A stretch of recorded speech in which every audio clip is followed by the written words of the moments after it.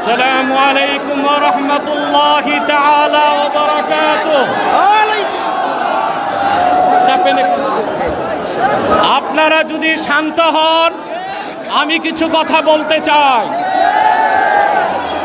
আজকে নির্যাতিত নিপীড়িত ফিলিস্তিনি মুসলমানদের স্বাধীনতার দাবিতে শত প্রতিবন্ধকতার পরেও আপনারা যে উপস্থিত ঘটিয়েছেন আজকের এই ঢাকা শহরে, যদি কোনো বাধা না আসতো তাহলে সরোয়ারদের মতো 10টা উদ্যানেও মানুষ জায়গা দেওয়া যেত না। আমি সুস্পষ্টভাবে বাংলাদেশের বর্তমান সরকারকে দাবি জানাচ্ছি,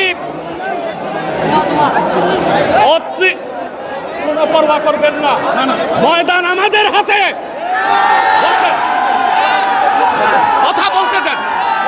সম্মানিত, আমরা যা বলছি সত্য এবং ন্যায়ের মানদণ্ডে বলছি। প্রশাসনকে ভয় করার কোনো দরকার নাই আমাদের। বাংলাদেশ সরকারকে রাষ্ট্রীয়ভাবে জাতিসংঘের কাছে প্রতিবেদন করতে বলছি। 57টি মুসলিম রাষ্ট্র থেকে বাইতুল মুকাদ্দাসের ইজ্জত রক্ষায় মুসলিম সেনাবাহিনীর সদস্যদেরকে পাঠাতে হবে। বাংলাদেশ থেকে লক্ষ লক্ষ মুসলমান ফিলিস্তিনের স্বাধীনতা উদ্ধারে ইসরায়েলের 20 দাঁত ভেঙে দিতে যেতে প্রস্তুত আছে। ইসরায়েলের দোসর হচ্ছে পার্শ্ববর্তী হিন্দুস্তান। ইসরায়েলের চিরবন্ধু হিন্দুস্তানের সাথে বাংলাদেশের কোনো ব্যবসায়িক চুক্তি হতে পারবে না, কোনো রাজনৈতিক চুক্তি হবে না। 16 বছর ফ্যাসিবাদকে লালন করেছে ভারত। ভারতের দালাল ও দোসরদেরকে বাংলাদেশের রাজনীতি করতে দেওয়া হবে না।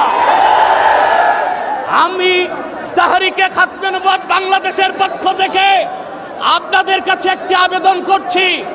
আমাদের স্লোগান হচ্ছে মাসলাক যার যার দিন ইসলাম সবার। আজকে তার প্রমাণ তাহরিকে খাতমে নবুয়তের আমির দেখাতে পেরেছে।